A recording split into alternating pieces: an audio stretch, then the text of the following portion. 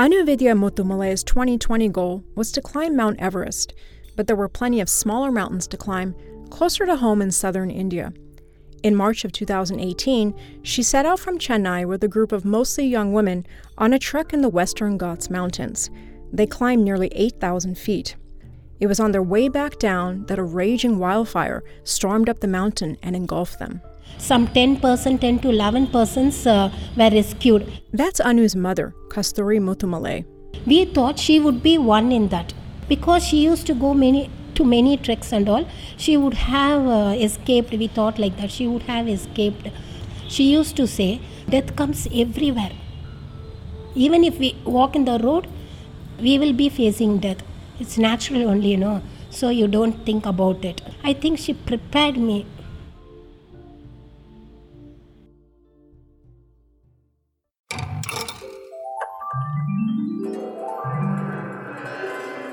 This is the Undark Podcast. I'm your host, Lydia Chain.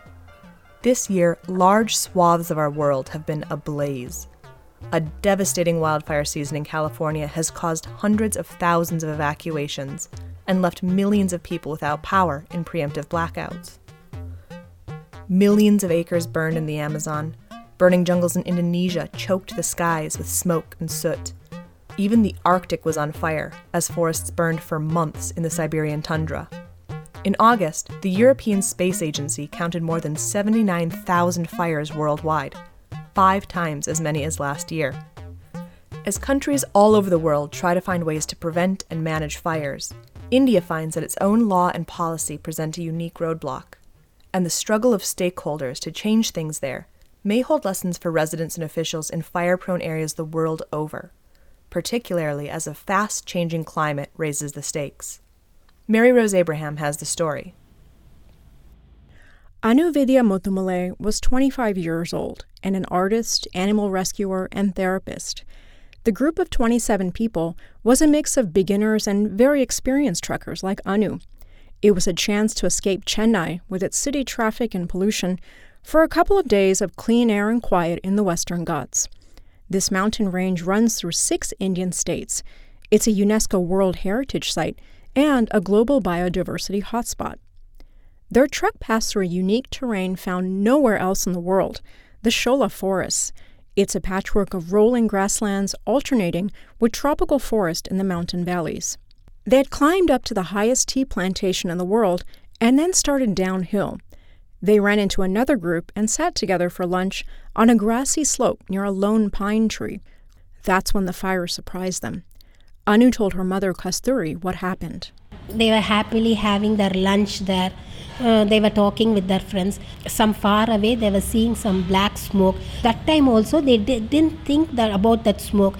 Then that smoke turned into a black, dense thing. Then only they got frightened. The local media dubbed it the Kurangani fire, named for the small village where the truckers started out.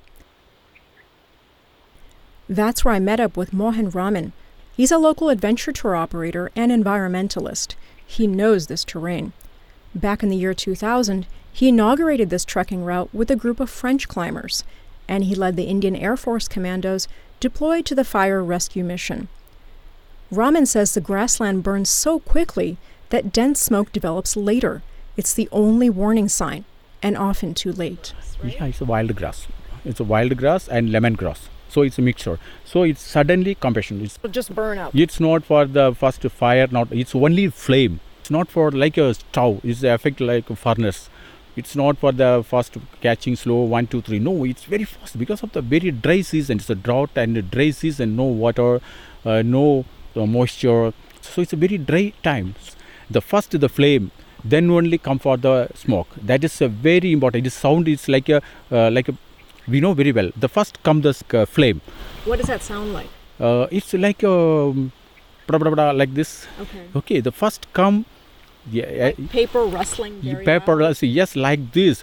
Then the guy told them to pack up. Then they started running at the top. Then there also the fire surrounded them. Anu suffered smoke inhalation and burns over 90% of her body.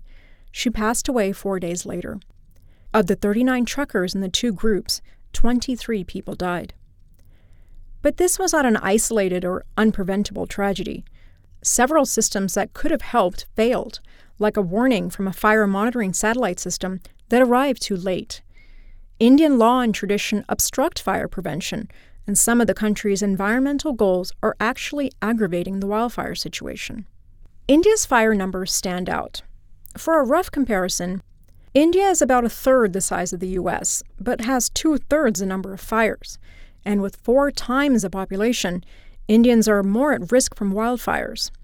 A recent Lancet study revealed India is the country with the biggest increase in population exposure to wildfires.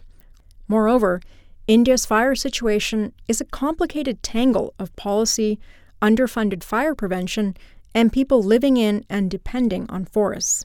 According to Indian government data, the number of wildfires in India has increased by 132% since 2015, with more than 37,000 fires reported last year. In the first 6 months of this year, they've already hit 28,000 fires. Other data on the impact of fires is difficult to pin down. It is estimated a quarter of India's population relies on forests for at least part of their livelihood. The official number for yearly economic damages, $164 million, is an underestimate. A joint World Bank and Indian government report pointed out that it only counted timber value of standing trees. And while the data noted 21 wildfire deaths in 2018, we know that 23 Kurangani trekkers died. In this case, they were a group of recreational trekkers. That's Abhi Vanik. He's an ecologist at the Ashoka Trust for Research in Ecology and the Environment in Bangalore. His experience with fire isn't just academic. He's helped fight fires during his fieldwork, getting close enough to singe the hairs on his hands as he beat the fire back with palm fronds.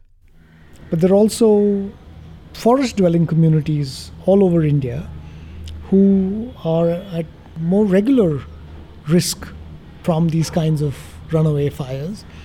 And that's something we need to keep in mind and try and prevent, because maybe you might not have so many lives lost at the same time, but even 1 or 2 is 1 or 2 too many. Fires are appearing all over in the landscape in India. And if your eyes are sharpened for this, you can see it everywhere. And it burns even where I didn't expect. That's Joachim Schmerbeck. I spoke with him during a short break on his motorcycle trip in Europe. Most of the year, he's actually based in India as leader of the Indo-German Biodiversity Program. That's an initiative of GIZ, the German government-owned development agency. Schmerbeck is also the co-author of the India chapter in the book Wildfire Hazards, Risks and Disasters. Experts point to 2 major flaws in the ways India's forest departments are handling fires. One, they are missing opportunities to tone down fire severity with controlled burning. And 2, they aren't using enough fire breaks to put space between flammable areas and stop a fire from spreading. Let's start with control burning. Schmerbeck says lightning-caused fires have been part of the Indian landscape for millions of years, an essential part of many ecosystems. The problem is that people are not aware about the factor of fire in the landscape. And they don't know that fire is a constant factor keeping the grassland a grassland and keeping shrubland as a shrubland, that fire is going regularly through this landscapes. Weather, terrain, and the fuel load, like how much dead vegetation is available to burn, all factor into fires. But it's impossible to think of wildfires as just a natural phenomenon. The single biggest influence is people. Like wildfires globally, India's are mostly human-caused. The first word she spoke that, Amma, we were not responsible for the forest fire, Ma. She told me like that, we are not responsible for the forest fire. Tourists like Anu's trekking group are not the main people setting fires. It's people burning trash or stray cigarette butts or farmers torching forests to clear it for grazing. These can get out of hand. But not every human set fire has the same consequences. Of India's 1.3 billion people, about 1 million live in forests. India's forest-dwelling communities have carefully used fire in their environmental management for at least the last 10,000 years. Here's Vanik. In the Western Ghats, in the Bihar Hills, the Solika tribals used to set the cool season fire, again to clear the underbrush and allow for agriculture, but also to also to allow their cattle to graze, and again for non-timber forest products. But once that burning stopped, it helped the invasive lantana camara bush to completely overtake these systems. And so if you go to the BR Hills now, all you'll see is an understory of lantana. Fire is basically a tool. You can use the fire to modify vegetation, and you can use fire for hunting, and you can use fire to regulate species composition. It's a tool, it's like if you're asking what I'm using the hammer for.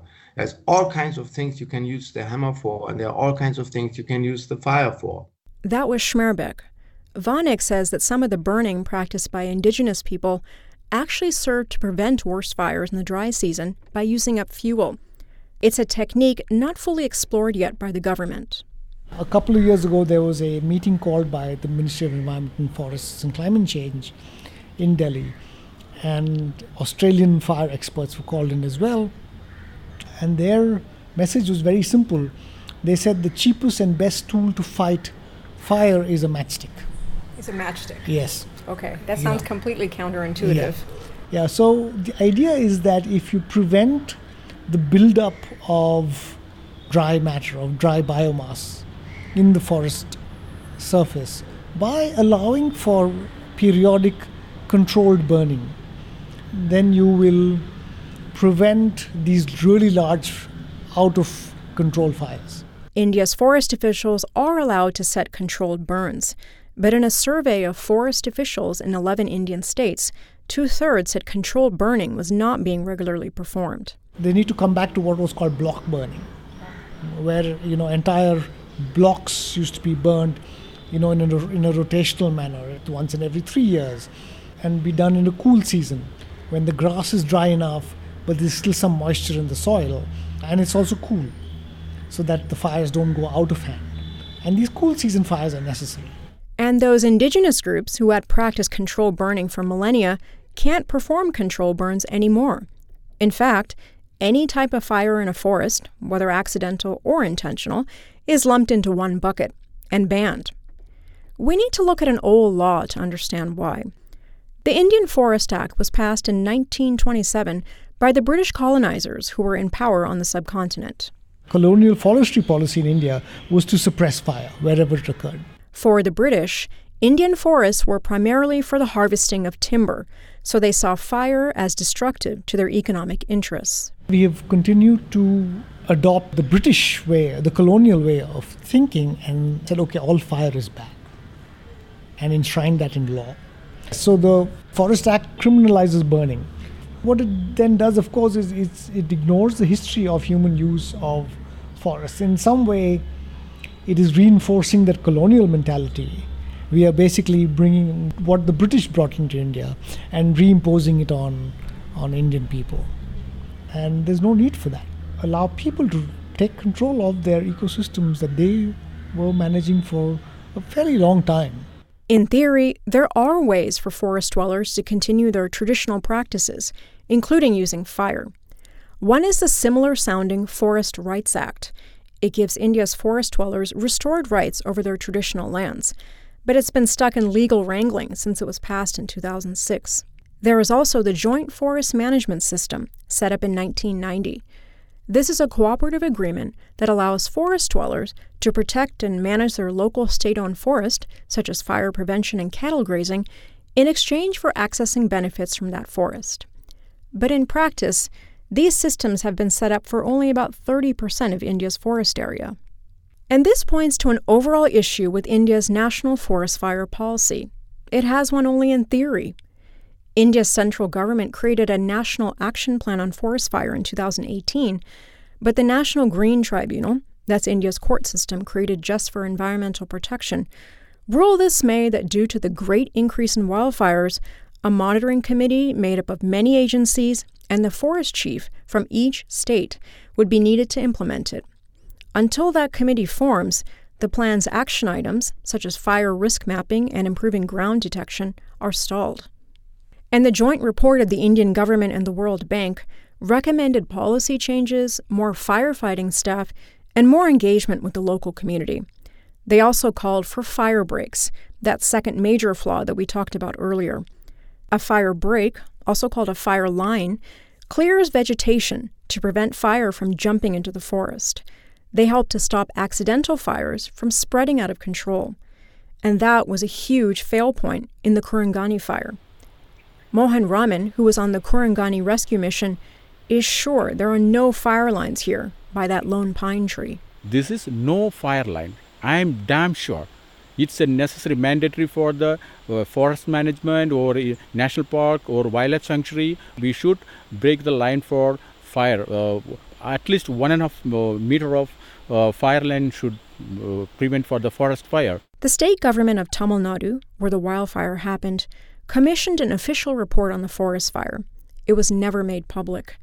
But media reports, citing sources who read it, said the state's forest department was mostly to blame, a finding that Raman agrees with. We blame the forest department, not the touristic. So when you look up at the mountain, does it look like the farmland is right next to the grassland and the Shola forest? There's no division. No division. That's why it's catch the fire. Raman says the wilderness area has no separation from the cultivated land, which farmers routinely set ablaze. A local would know best, so we headed to the home of Karupasamy. He goes by a single name. He's the one who rescued Anuvidya, carrying her more than 4 miles down the mountain in a makeshift sling, hours after she was caught in the fire. We put her in the ambulance. At that time, Anuvidya caught hold of my hand. And she said, "Brother, I don't know who you are. In fact, I don't even know where my parents are. But I want you to come with me." And then I reassured her that the doctors are there and she will be well taken care of. The trekking path passes by Karupasamy's home. He blames the forest department for the fire. He says they have not cleared fire breaks between the village's agricultural area and the forest. And how did the fire start? Impossible to know for sure, but Karupasamy says farmers in the area set fire to the forest frequently. It's illegal, but they use fire to keep wild animals away from their crops, or to clear the area for cattle grazing. And if the forest is burning, it is the forest department's responsibility to control it. After Anu's death, her family came to visit Karupasamy. He burst into tears when he saw them. For 2 months after the fire, his wife said he could barely eat his meals. The fire affected many in Kurungani village. Chinnathai, who also goes by one name, was one of the few women who visited victims in the makeshift trauma center soon after they came down from the mountain. Dear Lord, they were all charred. I was afraid. Their faces were all burnt. One girl called me Pati, Grandma, and I took a sari and covered her. Beautiful girls, all very pretty. Kurungani village has suffered not only an emotional impact, its economy has been hit too. Since the tragedy, the forest department has periodically closed off access to the trek and an even more popular waterfall nearby. Without the usual steady flow of truckers and visitors, the villagers are now dependent on agriculture and odd jobs outside the village. When forest fires are allowed to spread too far or burn too intensely, it can devastate a family, a community, and a village. But it has massive implications for India's environmental picture as well, and some of the country's goals may actually make fires more common and deadly. One looming concern is climate change. Here's Vanak. I think we must recognize that as our ecosystems are drying up because of climate change related changes, we're going to have more severe fires. We are going to have fires in ecosystems that have not evolved to have fires in them. Schmerbeck adds that fires also prevent forests from acting like carbon sinks to soak up extra carbon dioxide from the atmosphere. All these areas, even if they are in the very dry parts, they can, over the next 50, 100 years, sequester much more carbon if they are not burned. India has also set ambitious targets to increase its forest cover. NASA data shows that China and India have led the world in increasing green cover over the last 2 decades. China's contribution comes from conserving and expanding forests, but India's green cover was largely food crops. From 2015 to 2017, its forest cover only increased by 1%. So India is on a frenzy of tree planting to achieve 33% forest cover by 2030, up from its current 24%. Ironically, this may also lead to more forest fires. To understand why, we need to start with something as simple as the classification of an ecosystem. India has a wide range of savanna systems. That's an overstory of trees with a continuous understory of grasses. And then speaking specifically of the area where the fire tragedy happened in 2018, is that classified, should be as savanna? Yes, it is savanna. It should be. And this is unfortunately a colonial hangover. If you look at the vegetation map of India, you will not find the word savanna anywhere. It doesn't exist in the dictionary of foresters. This is because the British foresters believed that all the grasslands that you saw in India were degraded forest ecosystems. This misclassification actually leads to the destruction of savanna habitats. India's afforestation programs target grasslands as places where trees should be planted. By planting trees in these systems, you're actually going to make them more drought prone, because these trees require water to grow. So these trees, especially in these systems which see fairly little rainfall, these trees are going to be fairly water hungry as well. Trees that suck up water can lead to drought conditions, which can then lead to a higher risk of wildfires. Vanik believes not only afforestation, but much of environmental policy needs to be critically examined. I think that we need to re-evolve our systems now, because things are changing, things have changed. Okay, so let's do the science properly.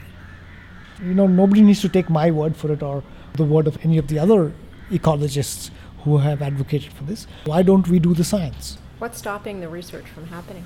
Forestry in India came from a certain scientific background that was developed in Europe and then wasn't necessarily updated as it went along. In many instances, there's a mistrust between forest managers and scientists, and it's built up over decades. He believes it's just a matter of time to dissolve this divide between science and policy, especially since India's scientists are already sitting on global bodies like the IPCC. That's the UN's climate change panel. The body of Indian knowledge will be too hard to ignore for Indian managers. We are knocking at the doors, and that knocking is getting fairly loud. And now informing policies at the global level, why are we not informing them at Indian level? Managing India's worsening forest fires will mean changes in law and policy. But this holds little relevance for Anu's family. Besides the post-fire visit to her rescuer, they have not looked into why or how the Kurangani fire took away their daughter. Instead, they are intent on keeping alive her spirit. In October, on what would have been her birthday, they opened a shelter for stray dogs in honor of her animal rescue work. I am feeling proud of her. She is showing us the way to live. She has lived for 25 years and she has done everything. In that 25 years, she has done everything.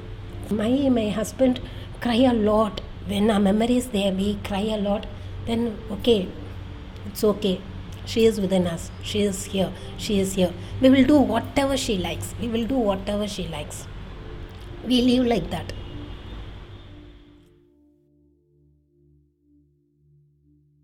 Mary Rose, thank you so much for joining us on the show. Oh, thank you, Lydia. My pleasure. At one point in your piece, you discuss a joint report between the Indian government and the World Bank. And that report asked for things like policy changes and fire breaks, but also community engagement. What does that look like and why is it so important? Yeah, I think the community engagement piece is really big in terms of fire prevention and management. Right now, there's actually quite a lot of animosity going on between forest officials and residents of the forest dwellers. So there have been recent reports about, forest officers actually getting attacked even by angry residents. And it goes the other way too. We see the Forest Rights Act, which has basically been in litigation in the Indian court system for the last 13 or so years. And it's supposed to grant rights of residence to traditional forest dwellers, but it's sort of doing the opposite of that. It's disenfranchising them. So that's the reason why it's still stuck in the court system. Mm-hmm. So basically, without cooperation between the government and the state forest officials and the people who are actually living in the forests, they're not going to be able to manage any sort of fire prevention or management system. We talk a lot in the piece about India's specific struggles with fire prevention, but are there lessons here that other countries could learn from as they are trying to manage their own forest fires in this warming climate? Yeah, certainly that seems to be the case. Two things sort of jumped out at me as I was reporting the story. The first one was just how the fire situation worldwide is escalating. And I think that having awareness, not just for scientists and policymakers, but for the ordinary person, for the ordinary citizen, is going to be really important. It's not just for the people who are living near forests or near fire-prone areas. It's going to be everyone, because the effects of fire have a ripple effect. They go through and they affect health. They affect our economy. And so awareness is definitely going to be key for everyone. Yeah. And the other thing that sort of jumped out at me from the Indian situation that could be applicable worldwide is that governments need to take a really close look at how their laws and their policies are perhaps not working quite in sync with science.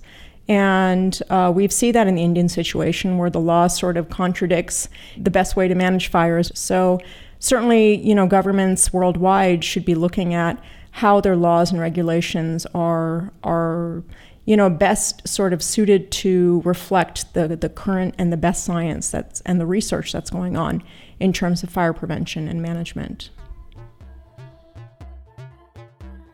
Mary Rose Abraham is a freelance multimedia producer based in Bangalore, India. Our theme music is produced by the Undark team, and additional music for this episode came from Kevin MacLeod at Incompetech. I'm your host, Lydia Chain. See you next month.